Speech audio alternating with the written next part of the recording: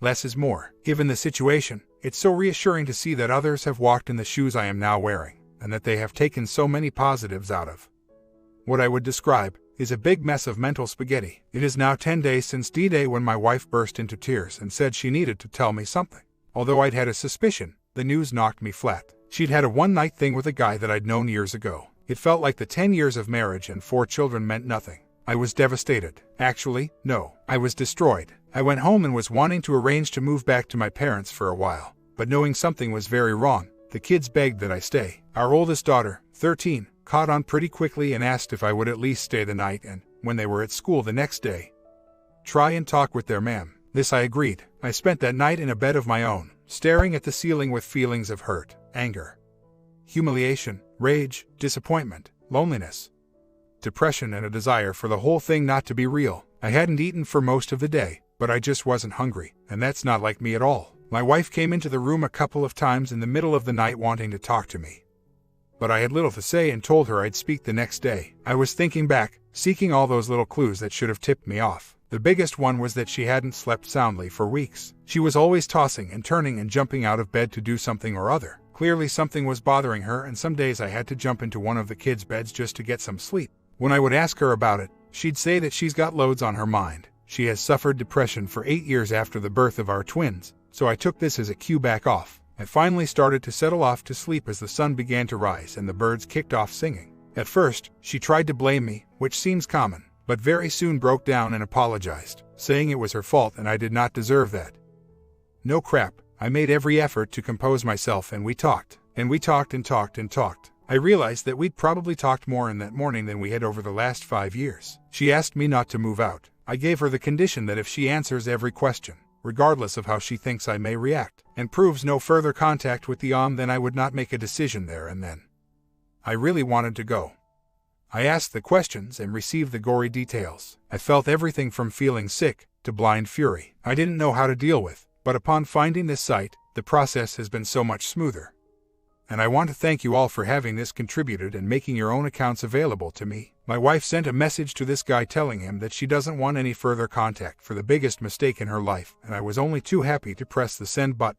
She then pulled out the SIM card, ripped it, binned it, and then snapped open the phone and binned that too. She has asked to take a phone out on my account so that I can access online all the numbers she calls and texts she sends. As I said, it's now 10 days since D-Day. Much has been said and even more emotions have surged through me. I have accepted that our previous relationship was dead. I am not accepting responsibility for what she did, and nor is she asking me to. But I do acknowledge my part in taking the whole married with kids for granted and not communicating or working at the relationship, and therefore my part in a non-working marriage. As she too has accepted her responsibility, our talking has opened up the truth that she was looking for an exit affair. But it came crashing down around her as she realized what she was doing and what was about to happen. I make no guarantees for the future other than a promise that I will make a genuine effort to make it work. I sometimes feel that this makes me weak, but running away was the easiest option at the time. She has thrown away the clothes she wore when she saw him. She has burst into tears at work and asked to come home to be with me. She really seems to be making an effort towards the new relationship, and her remorse seems genuine enough. Time will tell. How it will end, I do not know, but I really need to thank you all for your contributions to this site. If I had not found it, I'd be sad at my parents with nothing resolved and a head full of misery. I'm far from happy, but I'm not alone, and that's what matters to me right now. 2 weeks past D-Day and today I've been alright. No bouts of anger or resentment, and when the images did flash past, I kept it to myself. Told my wife that I was popping to the shop for something or other just to get her out of my face at a vulnerable moment. Took a little walk and was alright when I got back. She did wonder where the items I was supposed to have purchased were and was amused when I told her I'd forgot. So we went out together to get some things. I don't feel brilliant. I don't feel great, and I'm a long way from being okay. But today was alright. It's 3 weeks to the day since D-Day. My moods shift over the course of a day rather than every few hours, which was once every few minutes. And although I have decided that I will try and work things through with my wife, and that I love her, I'm not desperate and will move on with or without her. I accept my faults and where it went wrong, and I'm taking steps in correcting myself.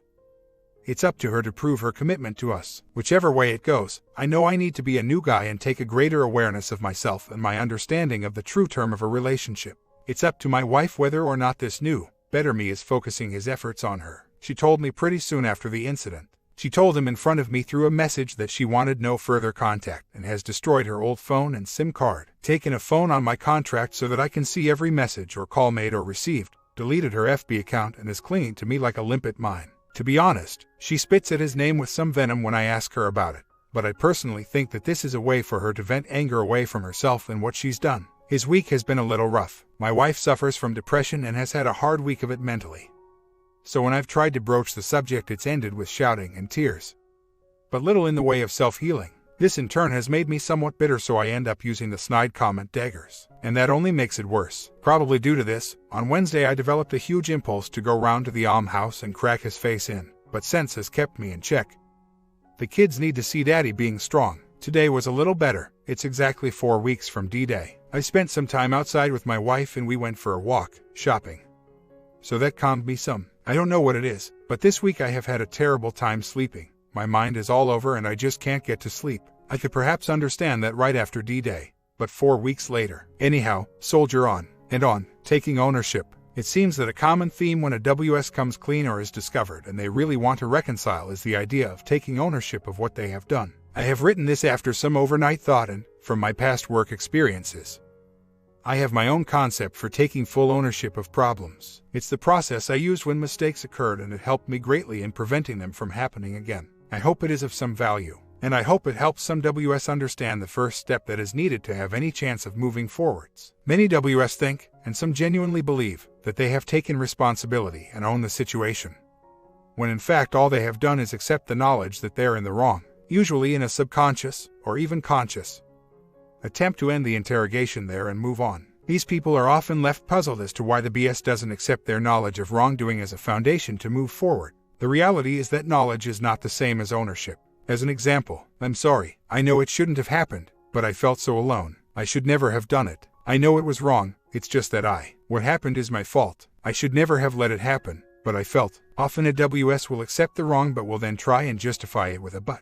Often this justification reaction is not even intentional. It's something we do from being small children. Just ask little Tim across the road who has kicked his football through next door's greenhouse window. Ask him what happened and you won't get a red-faced sorry. You will get a 10-minute running commentary on how someone kicked the ball to him. He passed to so-and-so who kicked it too high, then someone else got the ball, and you get the picture. He knows he is in the wrong but wants to dampen the effect of being the primary cause and liability. This holds true with adults too, especially when their actions have caused serious damage to an individual. It seems in part to be a kind of avoidance behavior. When kids give us these stories, we know them to be BS, scold them and make them ensure it doesn't happen again. But when an adult tries this with us, we will flatly refuse to accept it, and rightly so. So, what is taking ownership? I feel that taking true ownership of a problem can be narrowed down into 3 parts. 1. Action. Inaction. What didn't I do that allowed the problem to exist? What was my part in the creation of the problem? 2. Response. How did I allow the problem to happen? How did I see the problem as a form of solution? 3. Options, alternatives. What else could I have done that would have alleviated, removed the problem?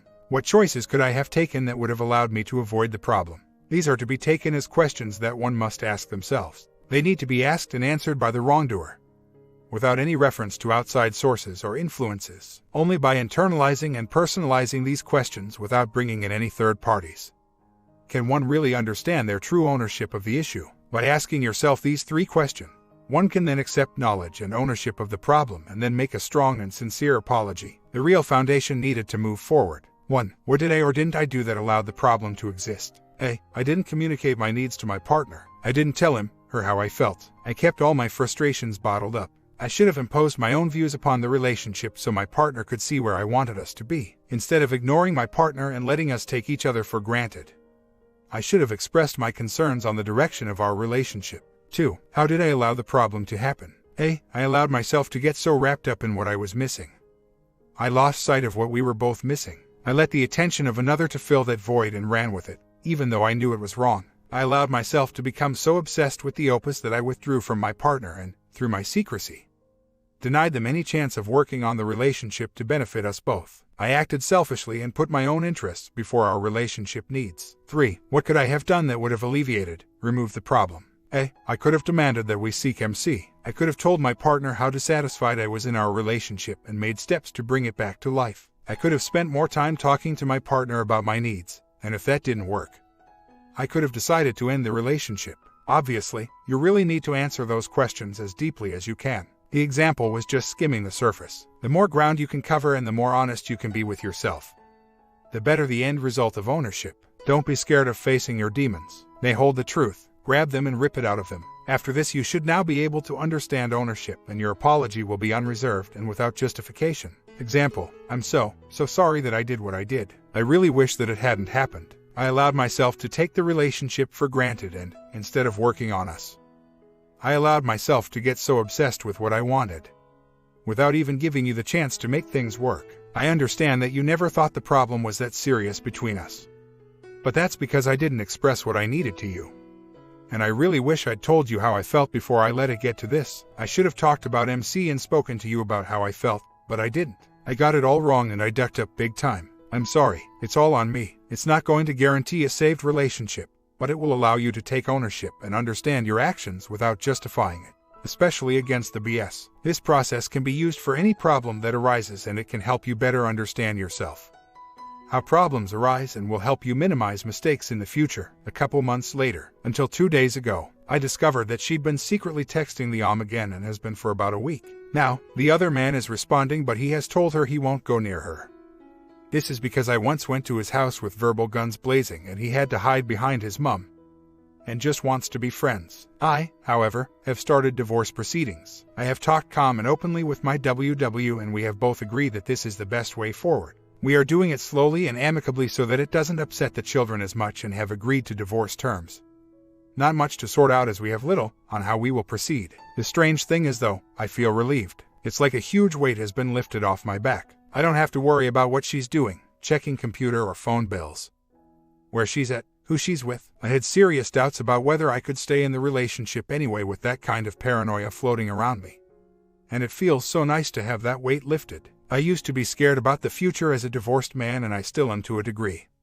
But there's also an excitement, a nervous energy that is starting to bubble out of me. I almost feel like a teenager again, and that nothing can stop me. The overwhelming feelings that took over me last may no longer envelop me. Instead, there is a sadness of an ending, but also an excitement of a new and unknown beginning. I never thought I'd feel this free and in control, especially after last year. But it goes to show just how resilient the human mind can be. She did get into a flap and tried to deny it, even though I was holding her phone with his number staring her straight in the face. When I mentioned divorce, though, I think she felt a little disbelief at first. But we've spoken about it at length today, and we have to agree that this is the best for both of us now. I don't think she so much gave up on our, but rather she knew deep down that her fantasy life wouldn't stand up to reality, so stayed in the marriage for security while secretly rebuilding the fantasy back up in her head. And this was probably picked up by me subconsciously, hence the paranoia. Anyway, it'll be interesting to watch how her fantasy holds out once this is done. I know how it'll turn out. You know how it'll turn out, but she's got to experience it firsthand. He does not want to get involved with her. Part of this is a fear of confrontation with me again. The other part is that he got what he wanted and is done. She has part 1 in her head and probably thinks that if we divorce, then they'll be together. Just wait until part 2 comes into being. Still, it's not my problem anymore. Comments: I just want to say that stories like this are the reason I divorced my wife. You tried to make this work, she didn't, and I think it's right for you to move on. True remorse only comes from within, and if your wife is so obsessed about this, then there's nothing you can do. Sorry to say, I don't think she ever really had true remorse, only remorse for getting caught. You think this will be the hard part, but it really won't be. The hard part will be when her fantasy comes crashing down and she wants to come running back to you, her safe and secure second choice. This is when you will need to be truly strong. Best of luck. Letting go of the bitterness and resentment is the best thing you can do for yourself. It heals the mind, body, and soul. Being able to forgive her and working with her for what's best for the kids is what you should strive for now. That and getting the divorce done as soon as possible. Also making sure that when the affair does blow up in her face, that she has people there for her so she can be the best possible mother for her children. The most important thing, not that I have to tell you this, is that this divorce has as little effect on your children as possible. You can't avoid it, but you can minimize it. OP responds: possibly, but I hope not. After all that's happened, I don't want her to suffer or have her fall into a big gaping hole and be swallowed by the earth. I have no time for bitterness or resentment, and I genuinely believe that I will be able to fully forgive her once we are apart. I just hope that she can move on from this too. There's no throwing out of the house. We are processing this gently, organizing our separation without fighting, and in a few weeks we will both be moving to a new place. Her closer to the university. Me and the kids will stay local. Family support in schools, and the kids will have access to her anytime they want to, and the same for her to them. He has suffered from anxiety and depression for a lot of years now, and I think the breakdown was not so much an effect for drama, but rather a sudden loss of self and direction which left her scared and confused. It is easy to think that things like this are done for effect, but she had no one. Her family have nothing to do with her. The Om wanted nothing to do with her, and I threw her out. And I think it was a sudden reality overload that caused her to cave in mentally. The affair never really ended for her. What is strange is just how long they will wait for their fantasy. And stranger still, just how clever we are on a subconscious level in picking up these signals. Deep down I was aware of it, and my gut was telling me she's not in this for real, but I just needed to make sure that I held my end of the deal. I've had such clarity and confidence in this decision to start to separate and divorce, that she is thinking of him no longer hurts me. I can also see that as I start to walk free of the pain she caused, that it is her I feel sorry for. She is tortured by a fantasy that will never happen, her thoughts and dreams on something that isn't real.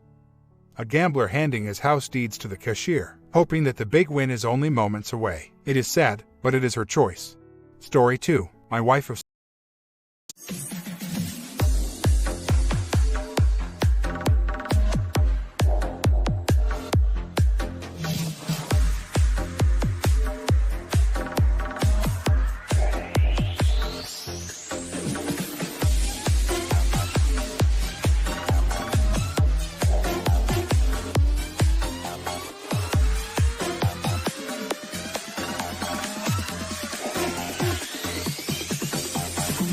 trên con đường xưa trong lần cuối, nụ cười không nói cho lòng vẫn vương, rơi vòng tay cuối thơm mùi tóc em như hôm nào trong cơn mê còn nhấp nháy.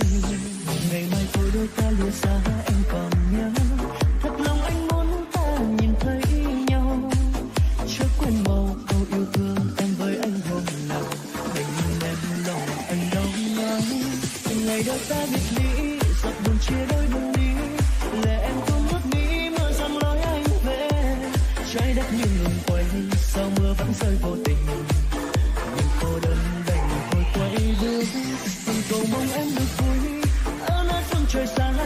Có bao giờ em nhớ anh đang mong chờ, vẫn mong em về đây chung với anh đêm ngày, tình yêu kia mãi mãi theo suốt cuộc đời.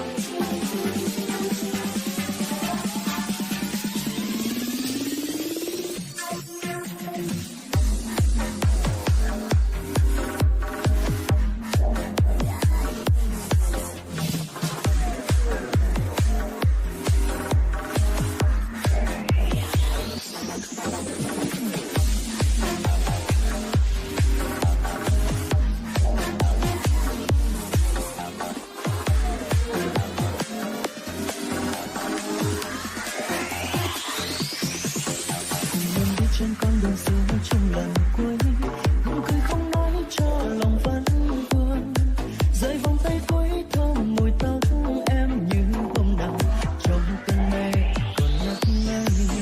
Ngày mai thôi đôi ta lìa xa em còn nhớ, thật lòng anh muốn ta nhìn thấy nhau, chớ quên màu câu yêu thương em với anh hôm nào, đành nhìn em lòng anh đau nhói.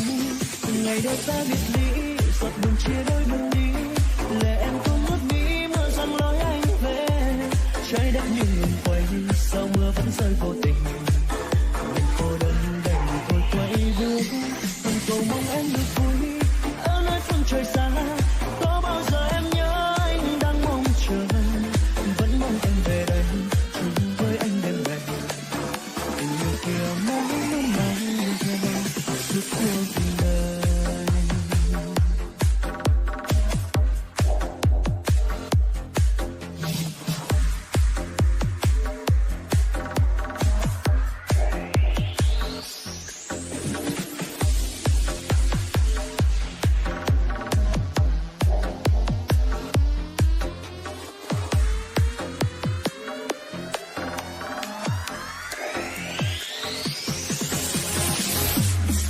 Come on.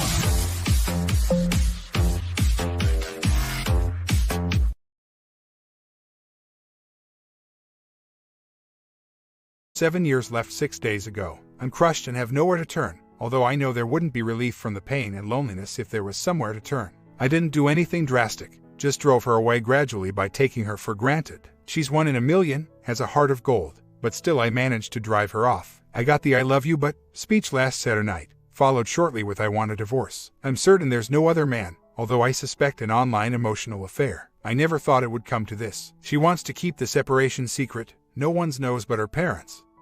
Where she moved to, and the possible online not that that matters to me. I have no one to talk to. My nearest friend is halfway across the country. I have none here. My family would be no help. My mother is aged and my older brother has decided he wants to spend the rest of his life in the middle of nowhere in Asia. I did talk to my friend on the phone earlier and it was helpful. He was encouraging. He is very wise in this sort of thing and suggested I do what she asks and give her space to find herself. In the last couple months, if I fell asleep watching TV, I'd wake up and she'd be on her PC in the other room. I became suspicious and considered a keylogger but didn't take that step. I confronted her about this behavior but it happened several more times. She spent increasing amounts of time on her PC but it's her work, hobby, so it's plausible. She's been out of work for 3 years, with a couple terrible jobs in between that I urged her to leave after she came home crying a few times. I work from home so we've pretty much been together 24/7 for the last 3 years. I handled my last 2 divorces exceedingly poorly, more like a raving lunatic. So far handling this separation much better. Practice makes perfect. At any rate, I haven't done anything crazy that would make a reconciliation exceedingly unlikely. She says she's willing to go to MC but even so, I think the general odds make it unlikely. I wasn't thinking of calling numbers. I read you can get a transcript of text messages from your cell company, but I'm not sure I want to know at this point. Strong suspicion is enough to bear right now. Why add more weight? Snooping is bad and will drive me crazy. Despite a lot of advice to the contrary that I see, I think it just invites more demons into your thoughts. I'll just let this thing run its course. Maybe she'll come back, maybe not. Maybe I'll still be interested in that, maybe not. Another rough night, up till midnight, starting reading Honoring the Self in an attempt to understand and improve self-esteem. Very depressing. I'm a wreck and have been one for some time according to the book. Literally scary stuff. I'm pretty sure that's a significant contributor to what started this whole mess. Too bad I didn't have a wife that would stand by me through this. It appears fixable. Now I'm not so sure. Woke up at 1 for a bit. Woke up at 2 for a bit. Woke up at 2:30 and threw in the towel on trying to get back to sleep at 5:15. Thought I'd come downstairs and talk to you kind folks. Maybe the demons will cut me slack and go bother someone else for a while. I'm going to try and see a doctor today and see if I can get something to make me sleep. Didn't want to do that, but nothing's changing in that department and sleeping hasn't been a problem since the last time I got divorced. This sort of thing is what makes people my age, 53, and my dead butt will be here at this PC for a long time before anyone notices. I'd prefer to avoid that if possible. Got a note from the DW this morning. Can you believe this? Hey, my email is doing that pop-up thing again where it's asking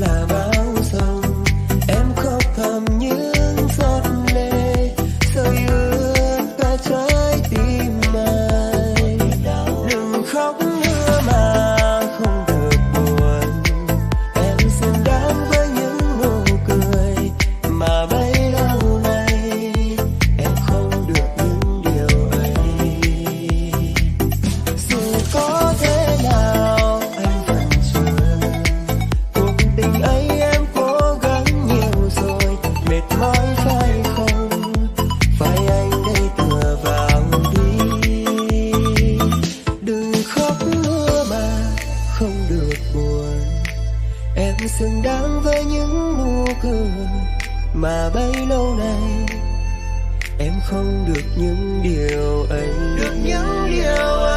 Dù có thế nào anh vẫn chờ. Cuộc tình ấy em cố gắng nhiều rồi, mệt mỏi phải không? Phải anh đây tựa vào đi.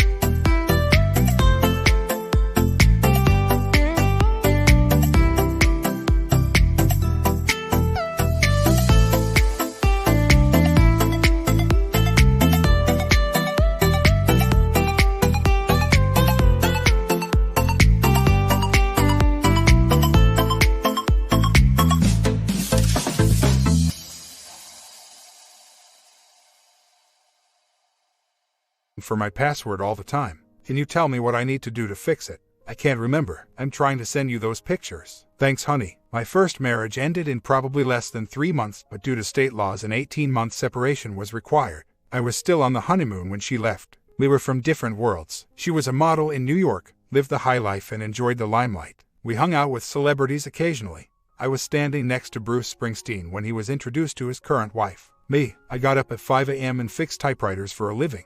What she ever saw in me I don't know, but our lives were completely incompatible, and the marriage was doomed to failure from the start. I doubt I ever considered that in advance. Sometimes you don't question your luck, particularly if at age 24 you're the envy of all your friends. It was probably shortly after she realized it would never work that she left. No warning, and I never saw or spoke to her again. She may have drowned at sea for all the closure I was afforded. I'm convinced the second one lost her marbles. Pretty strong diet pills were available over the counter then, and she developed a sweet tooth for them. She acted weirder and weirder by the day. She went on a business trip and came back 2 weeks late. I was unable to locate her in that time. She left her 13-year-old daughter too, knowing I'd take care of her. I was actually saving money for this girl's college education. Shortly after, she moved out and took her daughter. The kid ran away and hitchhiked 700 miles back to our hometown to live with her grandmother and be with her old friends. She wasn't concerned and didn't reunite with her for years. Due to those situations and some parental-initiated childhood incidents, fear of abandonment is the understatement of the century. It's closer to abject, crippling terror that slowly builds after I bond with a love interest. I think that drives me to be controlling, and that doesn't sit well. Despite my long-winded posts, I am a terrible conversationalist in person. And my current wife bore the brunt of that. Over the years I had less and less to say to her, despite her frequent requests to not behave that way. They fell on deaf ears. But today is a new day. I saw a doctor yesterday. He gave me a med. I'd never taken it before. In my case, it's nothing short of a miracle med. I slept 10 hours, got up, did 30 minutes on my Nordic track and worked out with weights. I feel better than I have in 6 months or more. My old hobbies seem interesting again. I want to go do things. I'm full of hope. Unable to push negative thoughts out of my mind, I can concentrate at work. I'm questioning whether she had an EA. It may have been her long-distance girlfriends combined with my uncanny ability to jump to conclusions. I have high hopes for an MC session tonight. Even if my hopes are dashed, I know I'll be all right. My controlling nature is on top of her dislike list. I'm in a leadership position at work. I'm a licensed captain, hobby, and responsible for people's lives on occasion. What I say goes. It bleeds over at home. I tend to take control of everything I possibly can. But I know it's exasperating for others, and I'm working on it. Well, I am now at any rate. I believe I've made good progress. We went out to dinner last Thursday, had a wonderful time, no lulls in the conversation. I was intensely interested in what she had to say. We laughed and had a good time. We went to my car for a heart-to-heart. No arguing, just meaningful conversation. Afterwards I sang "You Were Always on My Mind" to her. Never sang her a song before. She said she'd never forget that. Gave her some roses I had in the back seat. We kissed long and warmly when we parted. She texted me Saturday morning, said she was in town for a haircut.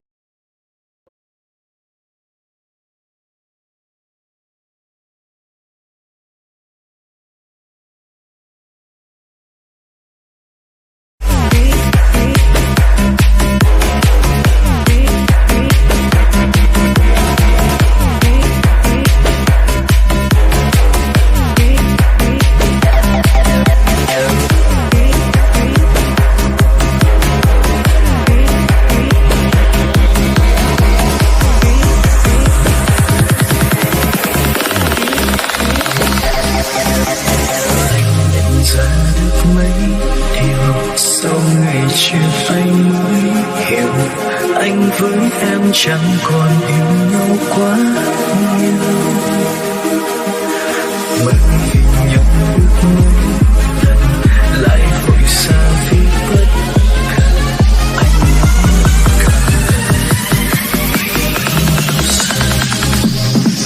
ký ức chưa ngờ nhưng đành phải giả vờ phôi pha vì mình có cần nhau nữa thôi mà.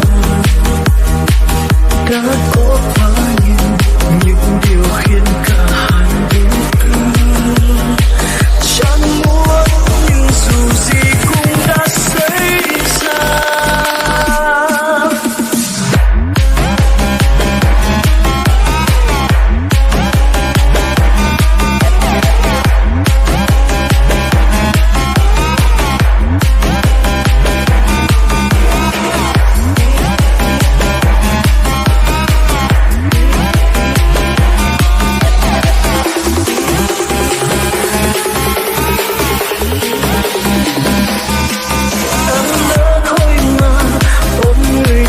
Chẳng rời xa anh lỡ thôi mà thấy em bên cạnh người ta, chẳng những thế mà còn trao nụ hôn hết tàn đã. Em nói chỉ là bạn của em thế à, tìm được người thay thế anh rồi mình dừng lại em nhé. Đường tình mà mình vẽ có lẽ cũng đã hết gì có thể quên đi một người là chưa thể, nhưng phải tỏ ra mong mỏi để trái tim được phố về.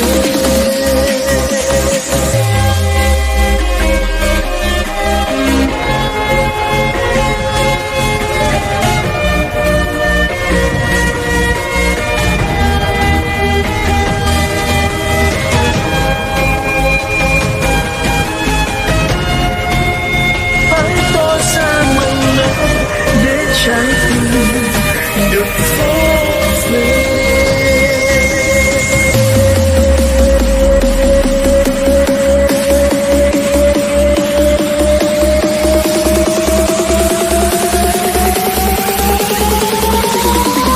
Được phố về.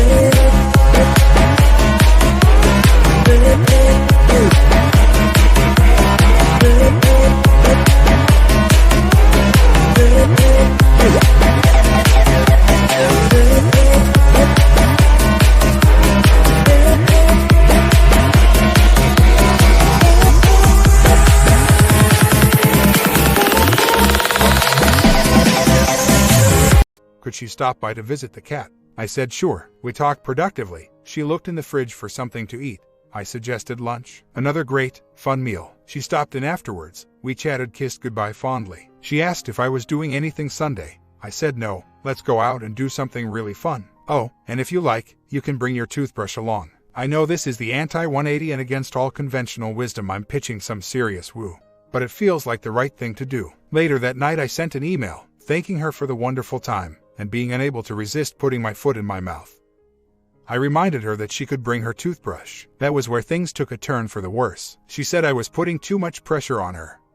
I know I had it coming. Canceled Sunday, and we've exchanged a couple brief emails since then. Well, it's time for our first MC session. Wish me luck. Neither of us have kids from this or prior marriages. The time was never right, now it's too late. Well, I was really down in the dumps this morning. I started reading another Fix Your Marriage book, and it was only about 20 pages, and that it got into the seriousness and reasons behind. I love you, but I don't have feelings for you. I started thinking bad thoughts. Thinking her needing time on her own to think things through was a line of BS. I started looking for a pie. She is out of town for a week at Beach Resort with a GF that owns a condo there. She's gone a number of times and I've trusted her completely. They're both photographers and they go on these picture-taking safaris and come back a million pics. However, you can imagine how my imagination is running away with me this time. We went to MC last Tuesday and went out for coffee afterwards. I told her I knew she needed time and that I wouldn't bother her while she was away. I had written a speech about how I am sorry to the core of my being for every bit of pain and unhappiness I've ever caused her. That I know we can't go back to where we were.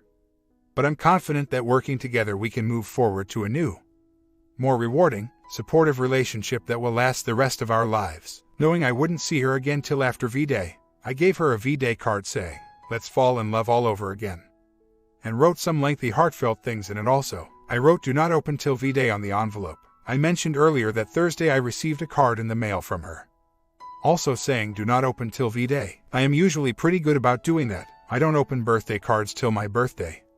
Stuff like that. This morning my insecurity overwhelmed me and I opened it. Here's what it said. "Honey, first thank you for trying, for the incredible effort and deep thought you're putting into not only our marriage but into yourself. The other night having coffee with you was so nice. The simple things like that are what make the difference. I saw a light in your eyes I hadn't seen for so long. This whole process has been so hard on both of us, but I couldn't see any other way.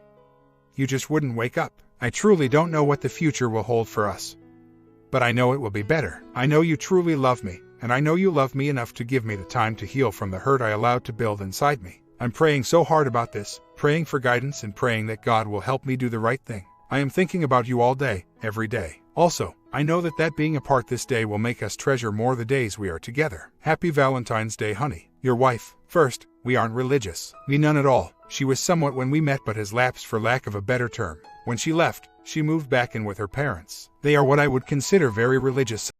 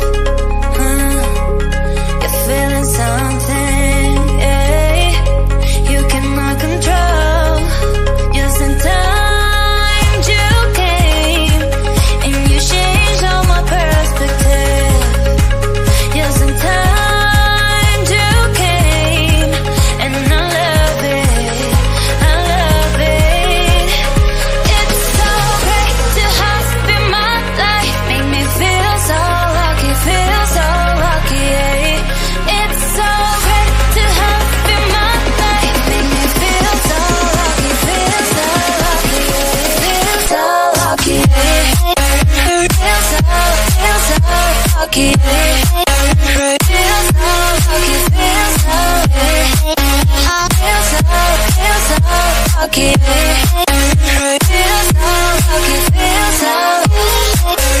Feel so lucky. Feel so lucky, feel so lucky. Feel so lucky. Feel so lucky, feel so lucky. You gotta notice, yeah, I'm falling in love. You're feeling something, yeah, you cannot control. Just in time you came, and you changed all my perspective. Just in time you came, and I love it, I love it.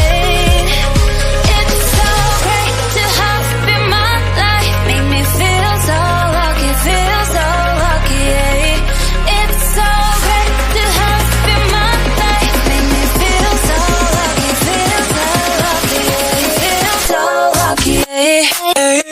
Feel so Southern Baptists. In one of our get-together, she mentioned they had spent an evening discussing what her religion thinks of the situation. I didn't ask any details of that conversation. While I find this note very encouraging, I want to text her and ask her to call. Other than the cards, we've had no communication of any kind for 5 days. First, to confess, I opened the card early, and so I can tell her that I love her.